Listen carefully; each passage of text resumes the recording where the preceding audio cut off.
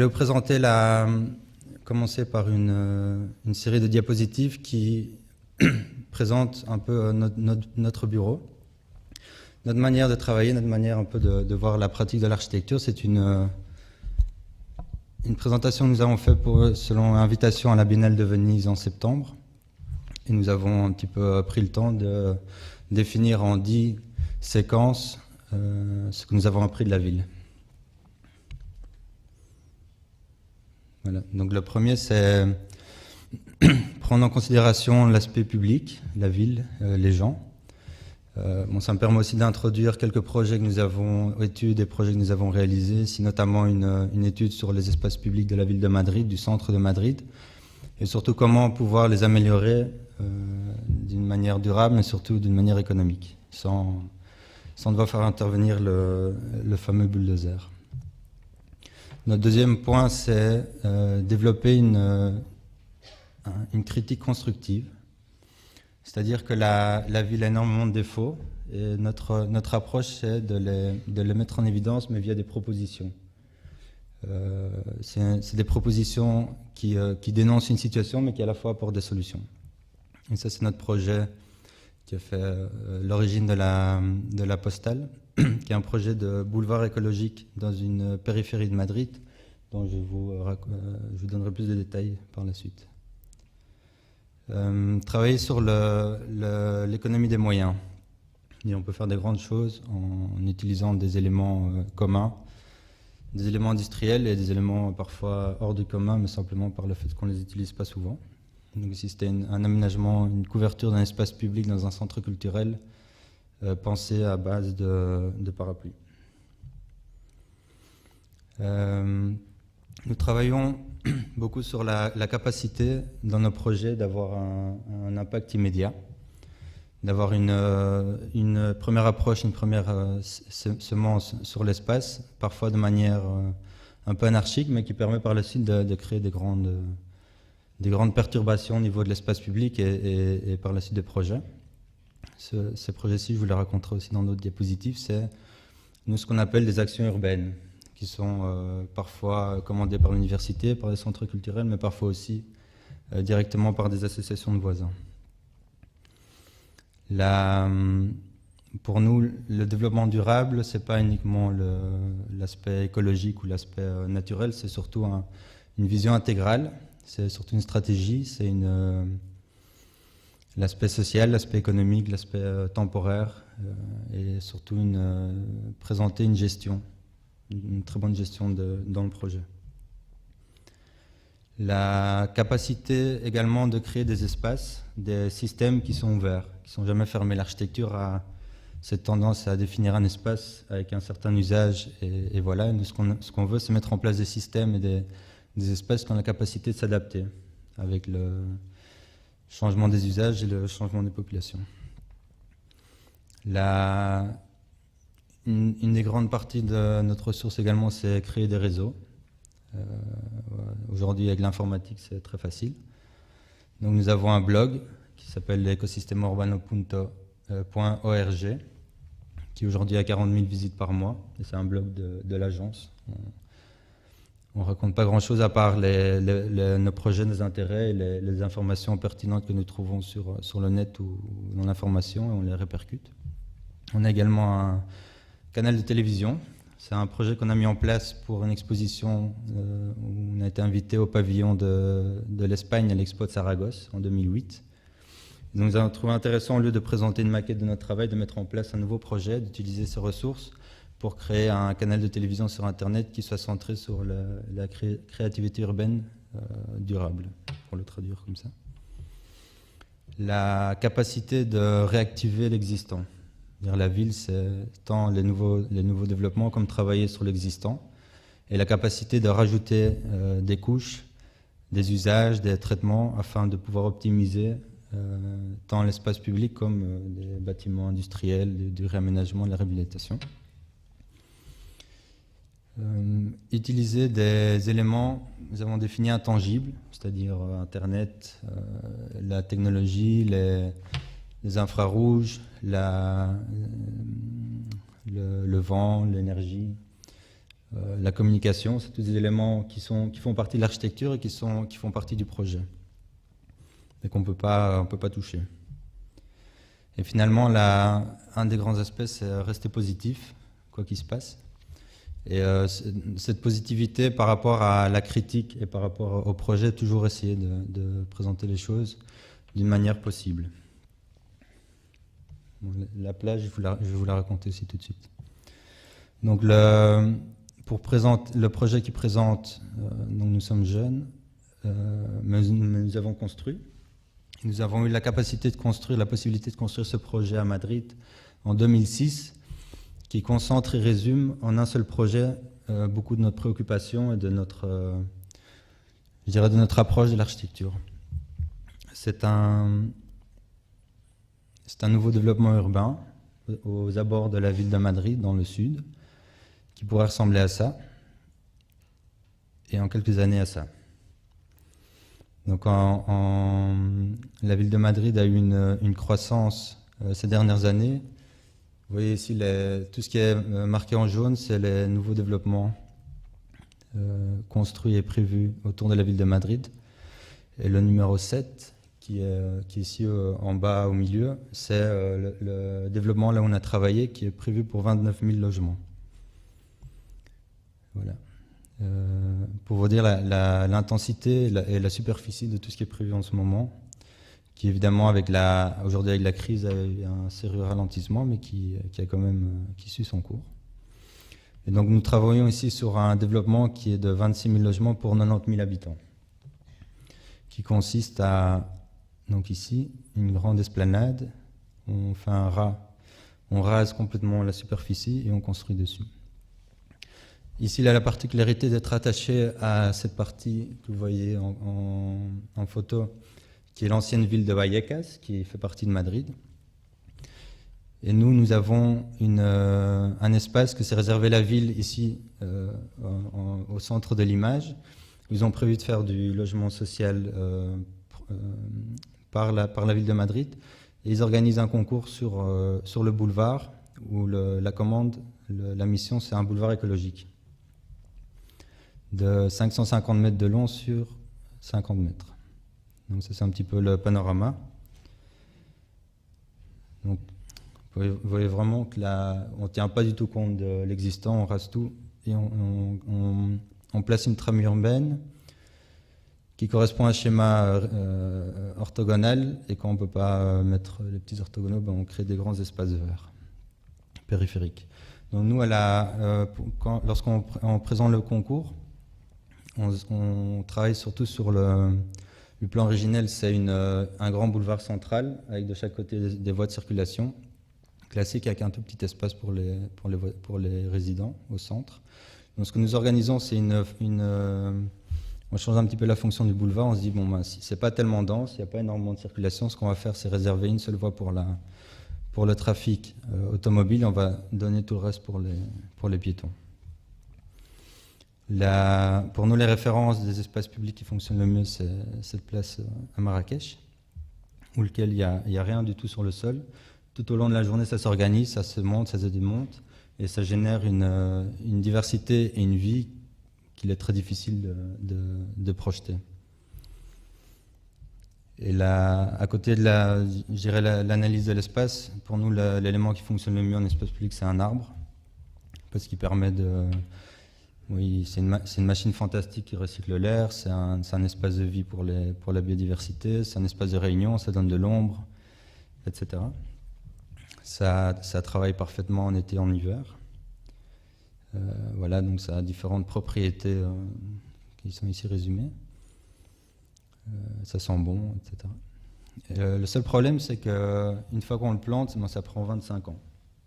Entre l'arbuste, le petit arbre, et que ça devienne vraiment un arbre caractéristique et qui travaille sur sa fonction.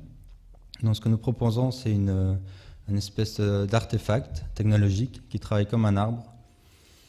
Donc c'est une stratégie qui dit, voilà, on va placer ces espaces sur le boulevard, le temps que ces arbres grandissent. Une fois que ça grandit, ça peut disparaître et ça se transforme en clairière. Donc ça, c'est ce qu'on a présenté au concours. J'aime beaucoup ces images aussi parce que vous allez voir que le projet construit, ce qui est pas courant, est parfaitement équivalent à ce qu'on a proposé. Donc la nuit, on voit quelques images. Dans notre approche du projet, nous aimons dire, nous travaillons sur le low-tech, c'est-à-dire que nous utilisons des technologies sur le marché ancestral qui ont fonctionné, qui ont démontré qu'elles fonctionnent bien, et nous les réinterprétons dans notre projet. Ici, c'est la cheminée de vent du nord de l'Afrique. Ce qu'ils font, c'est prendre l'air chaud en hauteur, humidifier l'air avec de l'eau ou des tissus humides. Et à ce moment-là, l'air est refroidi et par son propre poids, il est dirigé tout au long du bâtiment et rafraîchit de manière naturelle tout l'espace. Donc ça, c'est la coupe qu'on a présentée en concours. Là, donc on prend l'air chaud en hauteur, on l'humidifie, il devient froid. Voilà, on l'humidifie. Il descend tout seul et il est redirigé vers le centre de l'espace. Avec ce système, on arrive à une différence de température dans un climat du sud de Madrid qui est très sec et très chaud, de 8 à 10 degrés. La deuxième approche est une approche économique de viabilité de ce produit un peu nouveau, pour lequel la ville de Madrid n'est pas préparée. Donc on se dit on doit lui trouver une solution. Donc via les panneaux solaires, ce que nous faisons en Espagne, il y a une loi, un arrêté royal qui dit qu'on peut vendre l'énergie produite via énergie renouvelable à la compagnie 4 fois le prix. Évidemment, donc, nous, ce qu'on fait, on ne stocke pas l'énergie, on la vend directement, on gagne de l'argent. Et cet argent est réinvesti dans l'espace à travers d'une société qui reçoit cet argent. On génère 6 000 euros par arbre, il y en a 3, donc 18 000 euros par an. Et avec cet argent, on assure la viabilité de l'élément, tant pour sa maintenance comme pour la génération d'activité au bénéfice des voisins. Également au niveau social, on a l'espérance, à travers de ce projet un peu spécial, qu'il puisse y avoir une génération de commerce local qui est totalement inexistant dans ce genre de développement, où l'on retrouve essentiellement des pharmacies et des petits bazars où on vend tout pas cher. Donc on voudrait un petit peu que dans cet axe qui est vraiment une image et une essence, il puisse se greffer d'autres projets socio-économiques. Donc on avait pensé préparer toute une sorte de catalogue d'activités possibles dans ces espaces. Par exemple, la possibilité de retransmettre des matchs de foot, enfin bon, ici c'est assez clair. Et surtout, travailler sur le caractère temporaire et exportable. C'est-à-dire qu'aujourd'hui, le boulevard a un problème, on intervient. Le jour où le boulevard, les arbres sont grands, on n'a plus besoin. Donc on peut le démonter, c'est totalement démontable, et soit le transvaser à un autre boulevard ou le rendre à la nature. Donc pour un petit peu le processus, quand on gagne le concours en 2004, donc il n'y a rien construit. Le constructeur qui est en charge de l'urbanisation se rend compte qu'il y a une équipe de jeunes architectes qui va travailler sur le site. La première chose qu'il fait, c'est urbaniser ce boulevard. Donc nous, quand nous arrivons voir le site avec le client, on dit voilà, on va commencer à travailler, on va commencer à réfléchir. Concrètement, on se retrouve avec ça. C'est-à-dire peinture, lampadaire, poubelle, banc, tout fini. Donc là, on a une sérieuse crise, on a une sérieuse question, on s'est dit mais qu'est-ce qu'on peut faire ? On veut faire un projet qui est mieux, qui est meilleur, qui est développement durable. La première chose qu'on aura envie de faire, qu'on devrait faire, c'est tout démonter. On dit bon, ben ça, c'est pas possible.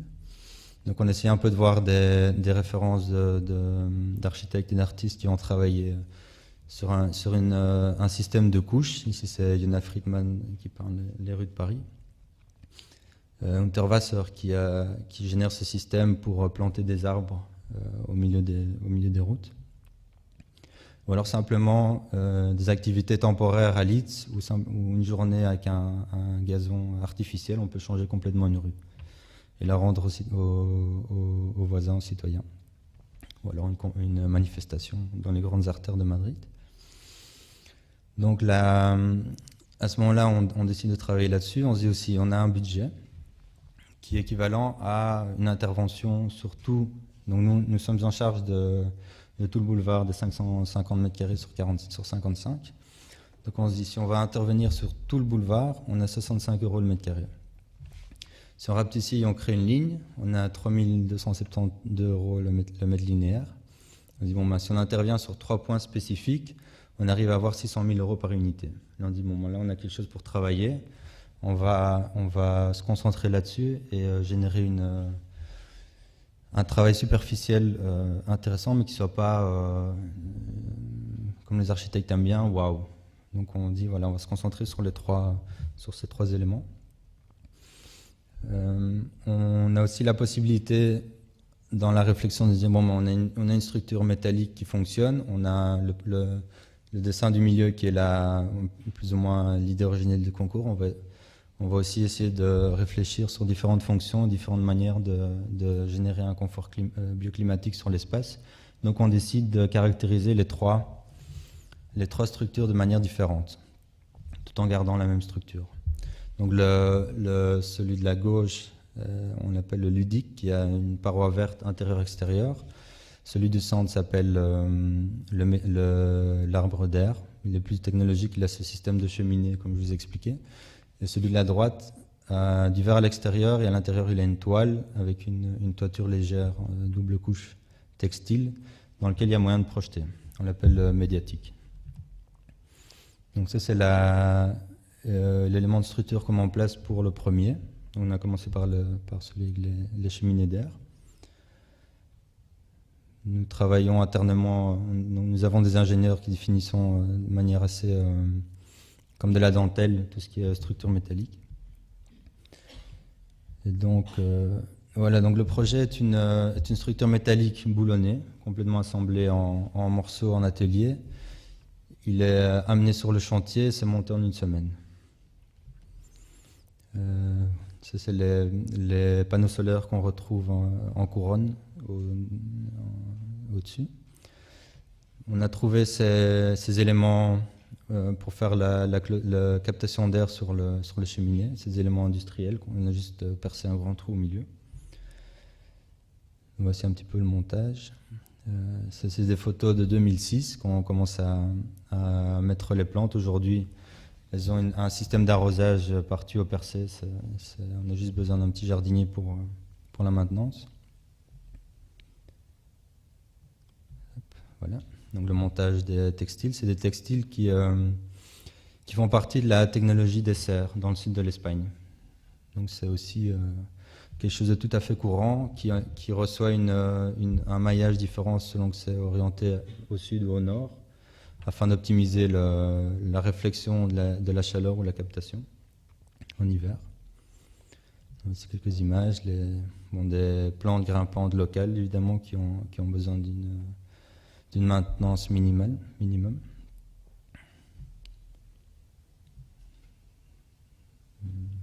Voilà donc un petit peu tout le processus de montage du premier arbre. Nous avons aussi, ici on a eu la question de savoir, c'est un espace, on veut qu'il y ait un confort, été-hiver. En Espagne on dit il y a 4 mois d'hiver, il y a 8 mois d'enfer, parce qu'évidemment il fait très très chaud. Donc on a eu un doute, mais on s'est concentré finalement sur l'aspect chaleur. Et pour l'aspect hiver, on a développé de la partie d'en bas une espèce de butte qui protège les usagers des vents dominants, des vents froids en hiver. On a surtout utilisé des matériaux, ça c'est des pneus recyclés, qui sont, on utilise souvent ça dans les plaines de jeux en Espagne. C'est pas par ici. Mais donc on met une granulométrie, un peu de couleur, on mélange certaines couleurs et ça nous fait une gamme intéressante. Il y a un banc périmétral qui est composé d'éléments recyclés de Tetra Pak. Voilà, et on a aussi trouvé un matériel qui était très intéressant pour les pavés qui sont photocatalytiques. Ça veut dire quoi? Ça veut dire que ça a réussi à capter certaines pollutions dans l'air et la transformer en poussière. Donc ça élimine un petit peu la contamination. Donc, comme je vous ai dit, le boulevard est existant, il était construit, le bitume, etc. Donc, ce qu'on a fait, c'est creuser dans l'existant pour planter plus d'arbres, comme vous voyez ici. Et donc, on a commencé à planter des arbres. Si vous voyez le lampadaire ici à droite, il n'est pas très joli, mais c'est celui qu'il y avait. Sur la gauche, vous voyez le pavement, c'est aussi le pavement de la ville de Madrid. Ils utilisent ça partout. C'est pas celui qu'on aurait choisi, mais il était là, donc on l'a laissé. On a juste, entre le pavement et le lampadaire, on a tout rempli avec un gravat écologique qui est autofiltrant et qui permet de niveler toutes ces différences de côtes entre le boulevard, le stationnement, la rue, etc. pour essayer de le rendre beaucoup plus accessible. Donc voilà le montage d'un autre de celui-ci. Voilà un petit peu le résultat. Avec un essai luminaire de nuit, il y a tout le long de l'arbre, il y a un éclairage en fibre optique qui permet toute une gamme de colorimétrie, toute la gamme, et qui à la fois est connecté à toute une série de senseurs qui permettent d'utiliser les données un peu comme on veut, que ce soit d'usage, climatologique, hydrométrique, le son. Toutes ces données sont transmises dans un ordinateur qui contrôle tout au fil de la nuit différentes possibilités de programmation d'éclairage. Voici un petit peu ça c'est une section sur l'arbre ludique. Donc c'est le deuxième arbre. Le troisième arbre qui est le médiatique avec ce textile intérieur sur lequel on peut projeter en 360 degrés. Voici une image depuis la grue, donc le premier arbre au fond et le deuxième au milieu, en avant-plan de l'image. Et vous voyez l'intervention sur le boulevard qui est vraiment minimum, mais qui a essayé de réduire au maximum tous ces obstacles et laisser tout au fond à droite une voie pour les voitures qui ont accès depuis le reste du développement. C'est un petit peu l'image que vous avez vue. Une image depuis le médiatique, voici le médiatique vu d'en haut. Ce que nous avons aussi fait par rapport aux bancs, par exemple, c'est aussi les bancs communs de la ville de Madrid. Ce qu'on a fait, c'est les organiser d'une certaine manière pour que les quelques voitures qui sont autorisées à passer sur la droite ne puissent pas se garer sur le boulevard. Donc voilà, chacun a une manière de climatiser différente. Ici, on a des aspergeurs de micro-gouttes à la base, avec un système d'illumination différent. Ici, une vue depuis le ludique, il a cette espèce de lance de Dark Vador en fibre optique qui permet aussi un grand jeu de lumière. Et ce que nous avons voulu surtout, c'est générer des espaces pour les citoyens, pour les activités, et pour organiser différentes activités aussi de la part des voisins. Et si vous voyez sur la partie d'en bas de la structure, il y a toute une série de LED qui retransmettent en temps réel toutes ces données de son, d'hydrométrie, température qu'on retrouve tout au long des trois arbres. Ici, par exemple, c'était toute une série d'activités réalisées par la ville de Madrid afin de faire connaître le projet. Parce que le problème ici, par exemple, c'est que la première chose qu'on aménage, c'est évidemment le boulevard. Donc il y a un temps assez long entre la terminaison des logements collectifs aux abords, plus l'incorporation des voisins. Donc il fallait dynamiser cet espace d'une certaine manière et le faire connaître aussi par rapport à la ville de Vallecas qui est connexe. Et donc il y a eu toute une série de journées d'activités avec des scolaires afin de leur faire connaître ce projet. Voilà quelques images des activités. Il y a par la suite des écoles, des cours de gymnastique qui ont été réalisés.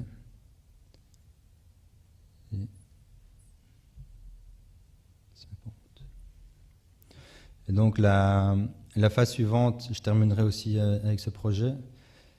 C'est un projet qui a énormément plu à la ville, qui a été fort médiatisé dans publications de toutes sortes, et qui a permis à la ville de Madrid, aujourd'hui, parce qu'on est sur le chantier, d'avoir une présence à l'Expo de Shanghai en 2010, où le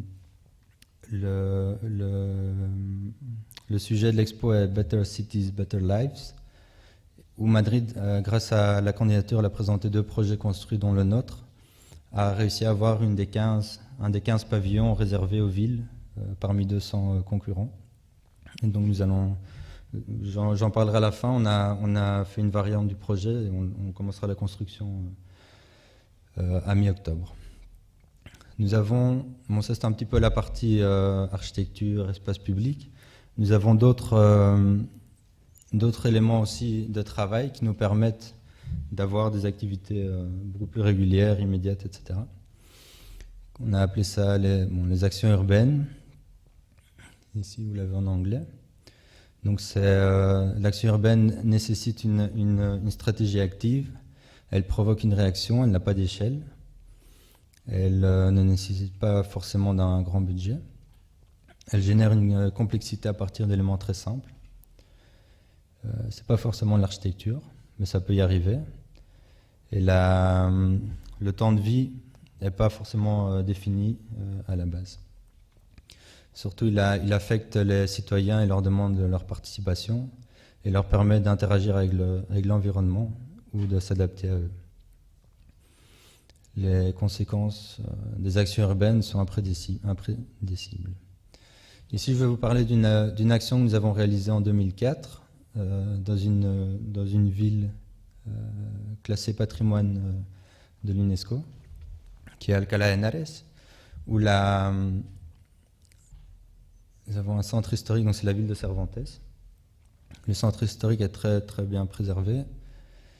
Et sur invitation de l'école d'architecture, qui organise des ateliers sur le Point Anvers, qui est proche du réseau ferroviaire, dans toute une frange de la ville qui a été abandonnée un petit peu par les pouvoirs publics, qui s'est concentré sur le centre historique et sur le développement de la nouvelle périphérie, qui propose sur cet espace que vous voyez ici, depuis 14 ans, on propose un espace vert, un parc. Sur le dépliant touristique, il y a une grande tache verte, mais ça c'est ce qu'il y avait en 2004 et c'est ce qu'il y a toujours aujourd'hui. C'est-à-dire une grande friche qui est utilisée comme stationnement informel. Donc le but des ateliers, c'était de travailler une semaine sur un espace avec 10 étudiants et réussir à réaliser quelque chose. C'est-à-dire laisser une trace en concertation avec les voisins ou simplement en détectant une nécessité et tenter d'y répondre avec un budget de 400 €. Et donc l'idée ici, c'était un petit peu, on reviendra après sur l'image, mais il y avait 3 arbres qui avaient été plantés il y a quelques années par un voisin qui avait miraculeusement survécu. Et donc ce qu'on voulait, c'était agrandir un petit peu, avec nos moyens, cet espace et espérer que petit à petit, cet espace puisse grandir et puisse se convertir en parc. Donc l'idée, c'est quoi? C'est de faire travailler les étudiants, évidemment, les architectes aussi, mais c'est surtout une manière de prendre, enfin, une nouvelle approche du travail de l'architecte via la pratique. C'est-à-dire, c'est décontextualisé par rapport à l'université. On est dehors, on est dans la rue, tout cours confondu, année confondue, avec un seul projet en tête, tout le monde travaille et tout le monde y donne du sien. Et donc, vous voyez en haut à gauche les 3 arbres originels et au centre le petit parc, le petit espace protégé que nous avons créé de nos mains. C'est surtout aussi un projet où, dans l'action urbaine, il y a une nécessité de se débrouiller. On peut téléphoner, on peut contacter des sociétés, leur raconter le projet, essayer d'un peu travailler sur la communication, l'aspect médiatique. Avec une seule nécessité, c'est à partir de ces 400 € avoir plus. Donc on a eu ce gravat totalement gratuitement, les arbres aussi, les pneus, etc. C'est un petit peu les images. Le dernier jour, on a organisé une session avec les voisins où ils pouvaient venir chercher un pot de fleurs pour le garder chez eux, l'entretenir et plus tard venir le planter dans cet espace. L'idée aussi, c'était que à partir de notre travail, les voisins prennent conscience de la qualité de cet espace et l'entretiennent. Il y a toujours quelqu'un qui a un tuyau d'arrosage qui peut venir arroser, et simplement par le respect et un petit peu d'entretien, il y a moyen d'en faire un espace un peu meilleur. Et là, je vais vous passer un petit film pour vous montrer un petit peu l'aspect médiatique de la proposition. Ça faisait 3 jours qu'on travaillait. Voilà. 3 jours qu'on travaillait au milieu du chancre, avec les étudiants, etc. Tout le monde regardait par la fenêtre. Son noticias que a nosotros nos llegan a través de este email, de este correo electrónico, que siempre les ofrecemos para que ustedes nos cuenten cosas. Y una de estas noticias, pues que nos ha llegado también por email, es esta. Verán, quienes sí que han optado por pasar a la acción en este caso han sido Belinda, José Luis y Diego. Son 3 arquitectos que al frente de 12 estudiantes de arquitectura han conseguido en 5 días lo que el Ayuntamiento de Alcalá no ha hecho en 14 años. Se han puesto manos a la obra y han convertido un descampado justo al lado de las vías del tren en un parque. Este particular comando pretende con esta y otras actuaciones acercarse a las necesidades de los barrios. Pasar a la acción. Esa es la consigna por la que Víctor, María, Guillermo, Fátima y otros 8 compañeros suyos, todos estudiantes de la Escuela de Arquitectura, se han lanzado a la calle para ocupar un descampado de Alcalá de Henares habitualmente utilizado como aparcamiento. Por toda esta zona vamos a plantar romero y lavanda, y luego alrededor vamos a poner árboles que eran alibustres. Sí, ginkgo bilobas. Que no necesiten riego porque nadie los va a regar. No, se va a sí, intentar. pero vamos a intentar que se pase la gente de aquí o el camión que va limpiando las calles por la noche, que va regando, que se pase por aquí.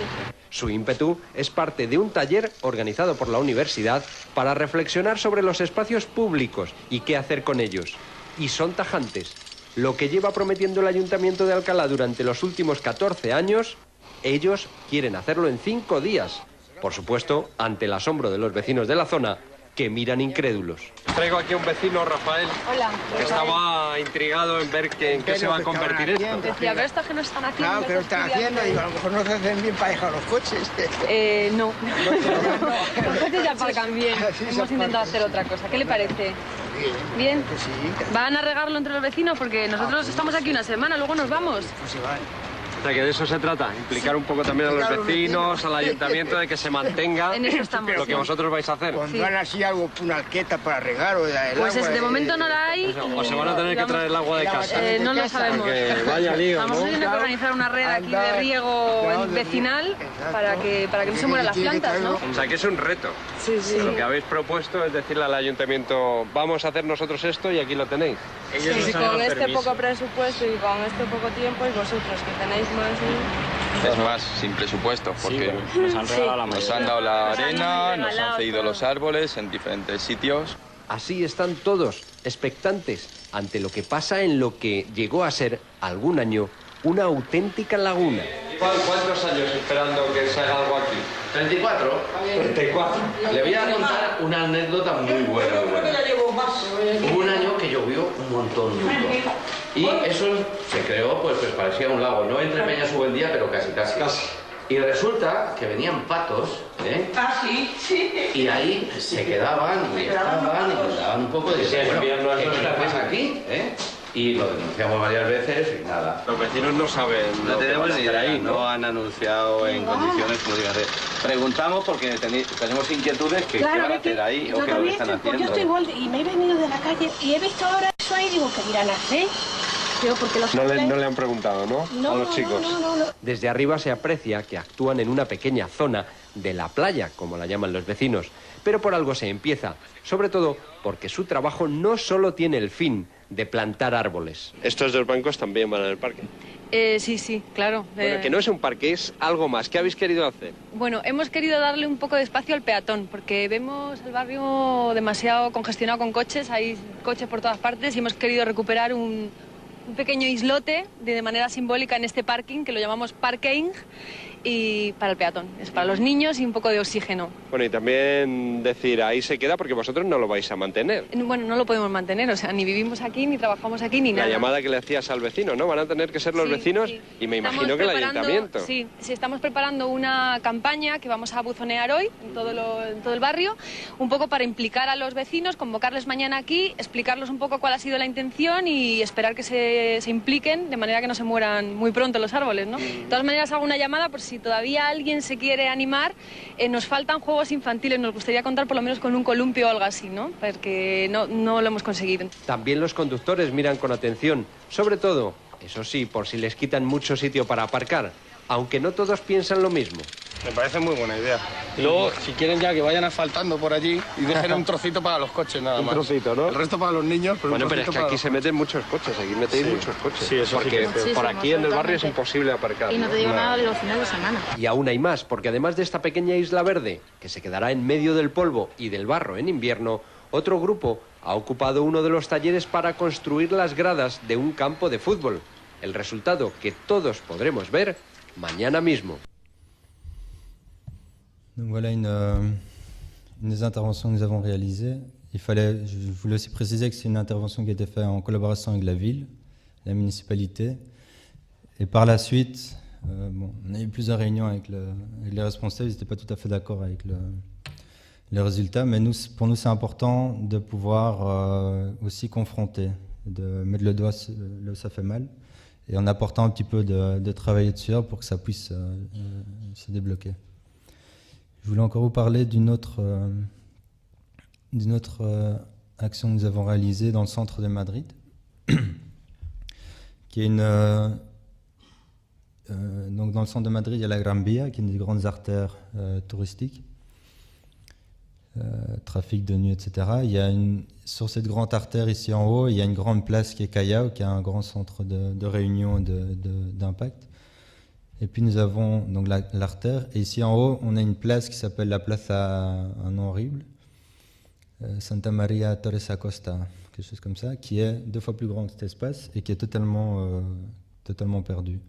C'est une place qui est totalement à l'abandon par rapport à la Gran Vía, qui est dans un quartier très centrique, encore paupérisé, et qui a ce contexte de la drogue, de la prostitution, de l'alcoolisme, et beaucoup de gens qui viennent loger là au long de la journée, dans des états vraiment lamentables, avec des espaces de jeu pour les enfants et une zone quand même de passage assez fréquent. D'ailleurs, il y avait un cinéma local qui a dû fermer, parce qu'il n'y a plus personne qui voulait y aller. Donc ici, les voisins, ici c'est l'association de voisins qui en a marre. Ils ne veulent plus. Il y a l'été qui arrive, ils pensent qu'il y a encore plus de gens qui vont arriver. Donc ils décident de faire une convocation des médias. Ils avaient préparé un petit film pour dénoncer la situation. Et juste le jour, le directeur du film convoque la presse et leur explique un peu la situation. Il y a un proxénète qui assassine à 1h de l'après-midi une prostituée de 13 coups de couteau. En plein jour, évidemment, il y a tous les médias et tout le monde qui prend des photos, qui filme. Et ça devient une information à niveau national. Les voisins continuent de dire, voilà, on ne nous écoute pas. Ils ont ces manifestations avec cette page en blanc qui dit, voilà, on ne nous écoute pas. Et nous, depuis l'agence, on avait présenté un projet pour une fondation à Madrid dans lequel on proposait un système de petits artefacts technologiques qui avaient la possibilité, la capacité de régénérer cette place avec un minimum d'intervention, un minimum de coûts sans grands travaux. Et donc on était un petit peu sensibilisé par la situation de la place, et dès qu'on a vu toute cette médiatisation dans les journaux, on s'est dit tiens, on peut peut-être travailler avec ses voisins, on peut leur proposer nos services et essayer de faire bouger la situation vers quelque chose de mieux. Donc on organise des réunions avec les voisins, c'est pas toujours facile, et finalement on arrive à pointer le doigt sur une image, une idée qui n'est pas forcément originale, mais qui dans le cadre de Madrid et dans le cadre de cette place peut avoir un impact à la fois positif et fort pour changer l'image de la place et aussi l'image des propres voisins, étant donné que c'est l'été, quand ils reviennent de leurs vacances en dehors de Madrid. Donc on prend quelques images, quelques photomontages de la plage urbaine de Paris. On réorganise un petit peu la place, on dit voilà, nous ce qu'on propose c'est avec un budget de 12 000 euros qui est le budget qui est permis à l'administration par commande directe. Ils peuvent dépenser cet argent sans devoir faire des concours, etc. Donc on se dit avec 12 000 euros, on peut, le temps de juillet-août, créer un espace, une plage avec des activités, les voisins, quelques terrasses, etc.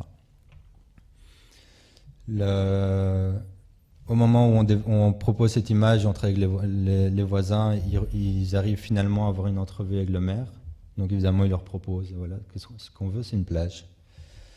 Le maire est très surpris, il dit je ne comprends pas, je n'avais pas prévu ça. Et finalement, vu que c'est l'été, c'est aussi un peu difficile de faire la gestion, mais également vu que c'est l'été, les journaux sont en mal d'informations, donc ils proposent, ils en font toute une médiatisation dans le journal El País. On fait une conférence de presse dans un théâtre du quartier. Ils viennent, ils prennent des photos, ça apparaît un peu partout. Et ce que je voulais dire aussi, c'est que par rapport au fait de jeunes architectes, ce genre d'activité, si vous arrivez à lire, en dessous de Comment inventar una playa en la luna, il y a écrit 5 jeunes architectes avec un travail international pensent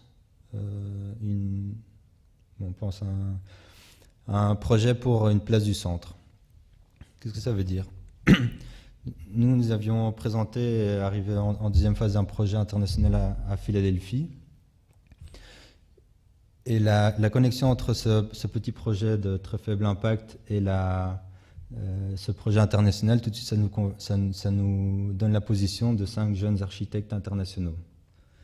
Donc c'est un petit peu aussi la capacité dans ce genre de projet, dans ce genre de démarche, de pouvoir asseoir un petit peu le bureau, même si on n'a pas forcément construit grand-chose. Nous, on l'a pas provoqué, mais ici, ça apparaît comme quoi on est un grand bureau très dynamique qui travaille partout dans le monde. Pour nous, c'est très bien, parce que ça nous permet d'avoir accès aussi à d'autres commandes ou de se présenter à des nouveaux clients. C'est vraiment le mois d'août, on apparaît à la télé, dans le journal télévisé, les journaux nationaux locaux. Évidemment, le maire avait promis de se positionner sur le projet, il ne le fait pas. Donc on organise une nouvelle concentration pour tous les gens du quartier en disant voilà, on va faire un acte pour lui demander une réponse. Et donc tout le monde vient habillé en plage avec le projet. On a spontanément des voisins qui décident de peindre sur le sol. Voilà, ici on veut un hamac, ici on veut du sable, ici on veut de l'eau. Voilà. Du sable. Alors qu'est-ce qui se passe dans ces cas-là? Il y a la police qui arrive. Évidemment, on peut boire, on peut faire plein de choses dans l'espace public, vraiment le dégrader, mais si on a envie de mettre un peu de couleur, c'est pas possible. Donc après l'incident, police nationale et demande des documents d'identité, nous on continue avec cette espèce de critique positive en proposant un projet, une alternative à la situation qui est vraiment désagréable. De nouveau un petit peu de bruit dans les médias. Et finalement, la ville de Madrid, via une étude très sérieuse, dit que c'est pas possible de mettre du sable dans le centre de la ville, alors que la plupart des espaces de jeu pour enfants sont faits à partir de gravats et de sable. Mais dans ce cas-ci, c'est pas possible. Donc c'est le mois d'août, il n'y a plus moyen de faire la plage. Mais pour nous, la victoire, c'est accompagné du refus du maire pour réaliser la plage. Il se compromet à débloquer 4 millions d'euros pour faire une réhabilitation intégrale de la place. Parce que cette place fait partie d'un projet de réhabilitation intégrale de tout le quartier et ça lui permet aussi évidemment de lancer un message et de faire une première actuation. Mais pour nous, c'est très important que ce genre de démarche ait pu aboutir à quelque chose de concret. Évidemment, nous, on ne nous a pas commandé le projet. On aurait bien aimé le faire, on ne l'a pas fait. On n'est pas forcément content du résultat, mais c'est évidemment bien meilleur que la situation précédente. Il y a certaines idées qu'on avait présentées dans les médias qui sont reprises, et finalement, on en fait une place bien plus agréable. À ce moment-là, nous, on ne s'arrête pas là, on dit voilà, on continue à travailler avec les voisins.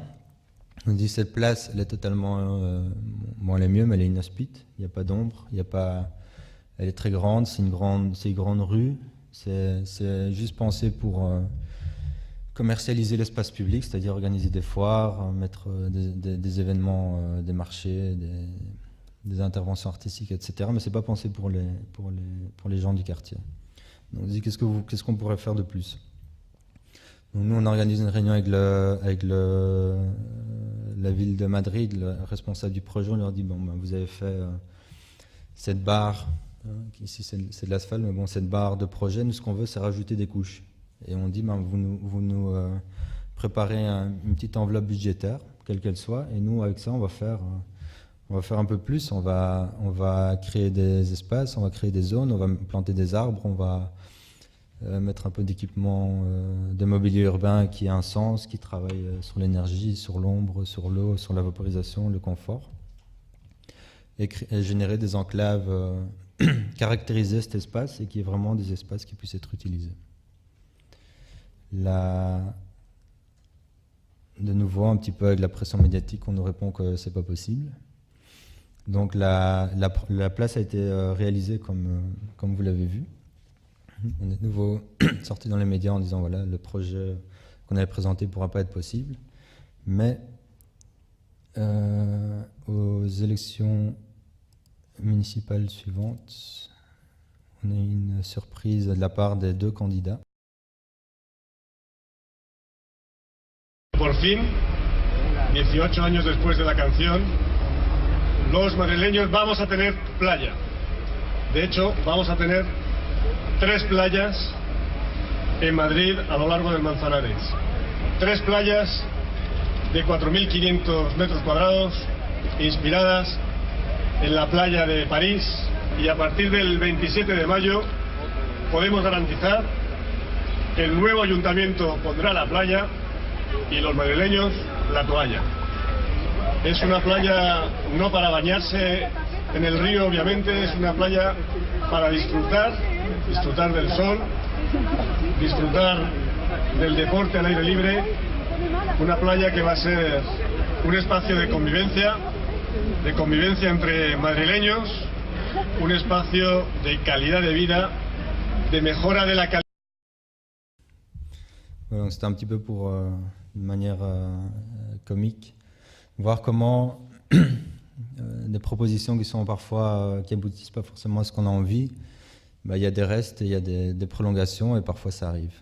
Dernièrement, on a vu que la plage de Madrid allait être construite en 2012, donc c'est pas encore pour tout de suite. Et bah, nous, on avait proposé quelque chose qui pouvait se faire tout de suite avec 12 000 €. Et pour finir, je voudrais parler de ce qu'on a appelé aujourd'hui notre agence de communication sur le net. Donc on a très vite, bon, c'est aussi par rapport à notre manière de travailler, on a une personne qui intègre le bureau, qui est un petit peu, qui est très proche aux nouvelles technologies, au blog, à l'internet, etc. Il nous dit voilà, je pense qu'on a besoin de faire un blog. Et nous, on ne sait pas vraiment ce que c'est, mais bon, on fait confiance. On dit voilà, si toi tu penses que c'est une idée, que c'est intéressant, bon, on va l'appuyer, on va le commencer, on va voir ce qui se passe. Donc on est un des premiers bureaux à Madrid ou en Espagne à avoir un blog. Il y a une page qui accapare un peu tout le trafic du blog, mais qui est très généraliste et qui aujourd'hui est devenue très presse jaune, donc Potin et compagnie. Et donc nous on se dit bon, on va essayer de faire quelque chose de sérieux qui va à la fois nous présenter comme bureau, qui va à la fois avoir une dynamique de présenter nos projets. On peut télécharger des panneaux de concours, on peut télécharger des documents AutoCAD sur nos projets, on peut télécharger des textes, etc. Donc on essaie d'avoir une une relation de ce qu'on appelle Creative Commons. Donc vraiment, on se dit, au plus on partage nos projets et notre savoir, au plus on se fait connaître et au plus on a la possibilité par la suite d'avoir des réactions au niveau des commandes, et dire, bon voilà, nous on a diffusé ce projet, mais nous on pourrait en faire un autre et on pourrait le faire mieux. Enfin, on pourrait le faire bien. Donc c'est toute une stratégie de communication au niveau mondial, c'est Internet. Le blog. Aujourd'hui, on a plus ou moins 1000 inscrits en newsletter. Et on a un trafic qui va vers les 40 000 visites par mois, un peu partout dans le monde. On l'a en espagnol, en anglais, en italien, qui n'est pas ici. On va bientôt, j'espère, ouvrir en français, via mon apportation linguistique. On a aussi on a créé un social networks qui est propre à notre page, qui en fait permet à toute une série de jeunes professionnels qui gravitent autour de notre bureau ou simplement qui sont intéressés par ce qu'on fait, de pouvoir se présenter, de pouvoir avoir une carte de visite, de pouvoir échanger leur savoir-faire, de pouvoir aussi trouver d'autres personnes qui auraient les mêmes intérêts sur différents projets et pouvoir travailler ensemble, en communauté, en réseau. Et là, on a aussi plus ou moins 200 personnes assez actives qui s'échangent et qui travaillent. Je vous disais, on a créé un canal de télévision sur Internet où on réalise des entrevues. On a la chance de voyager énormément dans un créneau très spécialisé, très spécifique, qui est l'architecture, l'urbanisme, le développement durable. Donc souvent, on a la possibilité d'être avec soit des professionnels ou des techniciens, des scientifiques qui sont très, très intéressants dans ce que nous avons envie de faire. Du coup, chaque fois, on essaye, on fait des entrevues de 5 minutes, on leur demande un peu ce qu'ils en pensent. Et ça nous permet d'alimenter une page web dans laquelle, où on l'avait divisée en deux parties. Donc la partie de gauche qui est un petit peu la partie formelle. Nous, on décide du contenu. On fait des entrevues, on passe des documentaires, des films qui nous paraissent intéressants. Et la partie de la droite, qui est EUTV Directo, c'est en fait une espèce de YouTube local. C'est-à-dire que tout le monde peut monter, peut uploader des documents, des films. Il y a certains critères qui sont simplement en termes de taille. Et donc ça permet aussi d'avoir une confrontation entre un aspect plus scientifique ou spécialiste et un aspect beaucoup plus ouvert à la population mondiale qui peut nous transmettre ou nous présenter un peu ce qu'ils pensent ou des choses qui leur arrivent concernant le développement urbain, nous l'appelait la créativité urbaine durable. Et alors, je voulais juste finir par deux projets. Donc nous travaillons depuis 10 ans. Ça faisait plus ou moins 3 ans qu'on avait énormément de contacts, énormément de projets, on a fait énormément d'études dont je ne vous ai pas parlé sur la qualité de l'espace public, les propositions d'aménagement des places du centre de Madrid, comment réhabiliter le site industriel d'ArcelorMittal dans le nord de l'Espagne. Toute une série de projets au Mexique, en Slovénie, un peu partout. Mais ça faisait 3 ans qu'on n'avait réalisé aucun projet d'exécution. Cette année-ci, il y a la crise. En Espagne, c'est vraiment, au niveau général, c'est très difficile. On a énormément de ces projets qui étaient en marche qui ont été arrêtés. Mais on a eu la chance d'avoir 3 projets d'exécution cette année. Donc, je voulais juste vous terminer de ces projets. Ça, c'est le projet de Shanghai. Donc, c'est, comme je vous avais brièvement dit, sur la gauche, c'est un bâtiment de la foi d'Alejandro Saera, qui avait réalisé ce projet à Carabanchel à Madrid.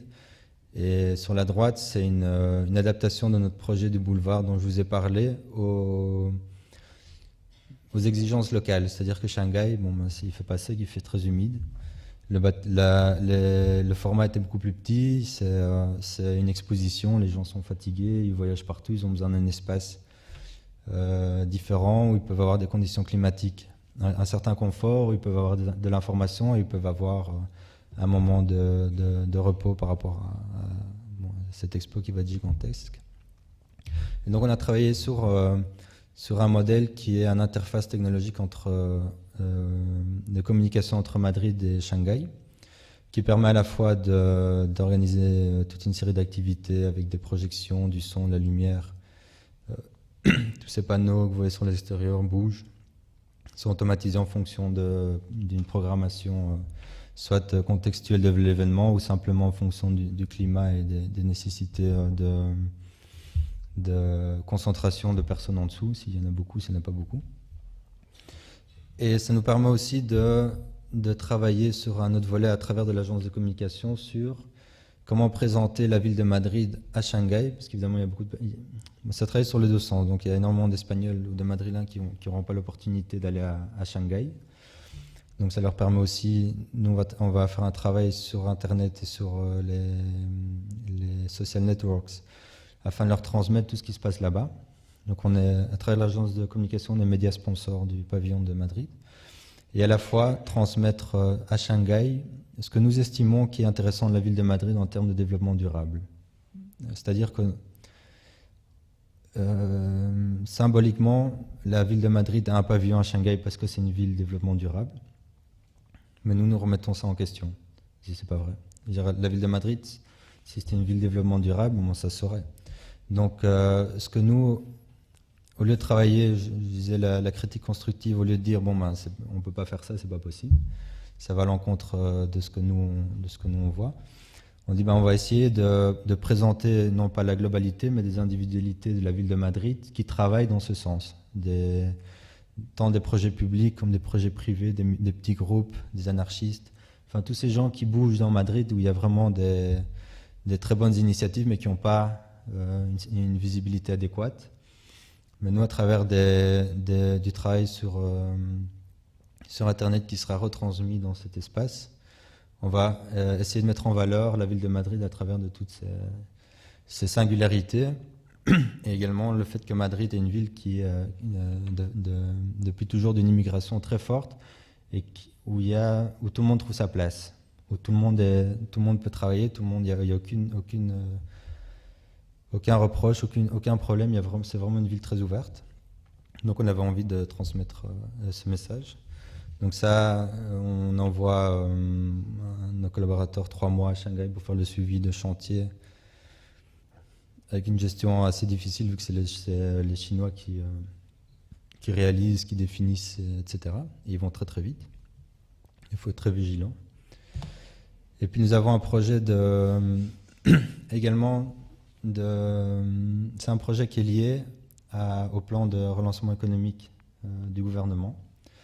Donc en Espagne, ils ont décidé de donner 8 000 millions d'euros à toutes les municipalités d'Espagne en fonction du nombre de population. Donc c'est une subvention mais complète pour générer des projets publics et pour générer de l'emploi. Donc nous avons gagné un concours dans la ville de Rivas-Vacia-Madrid, qui est une ville satellitaire, une nouvelle ville satellitaire de Madrid, qui a droit à 10 millions d'euros. Et avec 3,5 millions, ils décident de faire un projet de crèche, qui est un compromis du maire, et qui soit à la fois un espace public qui réponde à un projet, un plan stratégique qu'ils ont mis en place dans la ville récemment pour essayer de changer l'image de la ville, qui est une ville qui a grandi très très vite à l'image américaine, et qui met en place certaines démarches très intéressantes dans l'aspect du développement durable. Donc ici, nous gagnons le concours en janvier, nous présentons le projet d'exécution en mars, sélectionne l'entreprise de construction en avril, on commence le chantier en mai, et on doit l'avoir terminé en décembre. Et donc c'est un projet de 2000 m² de bâtiment, c'est une crèche publique avec médiathèque, forum infantile et cité des enfants avec des espaces pour les parents et une place de 7000 m² qui travaille, pardon, je vous avais prévenu, qui travaille sur un peu comment créer dans une ville qui a vraiment une structure très américaine de logement, de zoning industriel, zoning commercial, très segmenté, dans une situation au niveau de la ville qui est justement à la limite entre la ville, je dirais, d'habitation et le zoning industriel. Comment créer un espace qui ait les qualités suffisantes pour que ce soit un espace utilisé, utilisable. Et donc nous avons travaillé sur des topographies, aussi sur l'orientation. Donc sur l'image d'en haut à gauche, je dirais la ligne du haut, c'est nord-sud. Donc c'est fermé au nord, c'est ouvert vers le sud, vers la place. Et c'est un projet qui essaie de travailler en symbiose. C'est-à-dire qu'il y a l'école, il y a d'autres activités dans l'école quand l'école ferme, il y a d'autres activités dans la crèche, dans la place une fois que l'école ou les autres activités ferment. Et on essaye de multiplier les possibilités d'usage afin qu'il y ait un maximum de personnes qui aient envie de venir. Et aussi, on a fait un travail au niveau du projet en termes de développement durable pour lequel, donc avec l'Université de Séville, pour lequel on s'assure aujourd'hui une qualification développement durable la plus élevée en Espagne, qui est la lettre A. Et également, on traite toutes les eaux grises et noires du bâtiment dans ce plan d'eau que vous voyez au centre, par système de d'épuration naturelle par plante. Et cette eau, nous la récupérons pour arroser l'espace, parce que c'est dans le sud de Madrid, il fait très sec, très aride. Et voilà, donc il faut aussi trouver des solutions pour essayer de consommer le moins possible, non seulement dans le bâtiment, que ce bâtiment soit capable de générer des activités à l'extérieur du bâtiment, et que par tous ces compléments, ce soit tout l'ensemble du projet qui aille vers une solution, ou vers une structure qui fonctionne mieux.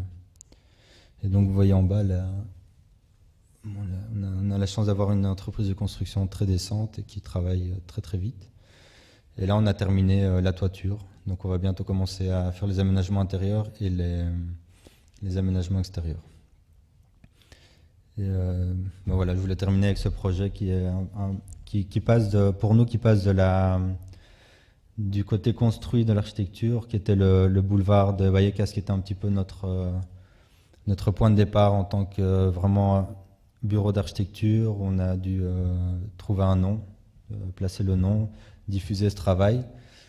Et 3 ans plus tard, c'est tout un travail à la fois de communication, d'études, de projets, d'avant-projets et d'activités sur le plan de l'éducation, de l'enseignement, sur le plan des études, des démarches, de voyages et d'actions urbaines, de communication sur Internet. Essayer de trouver tous les outils possibles qui sont à notre disposition afin de consolider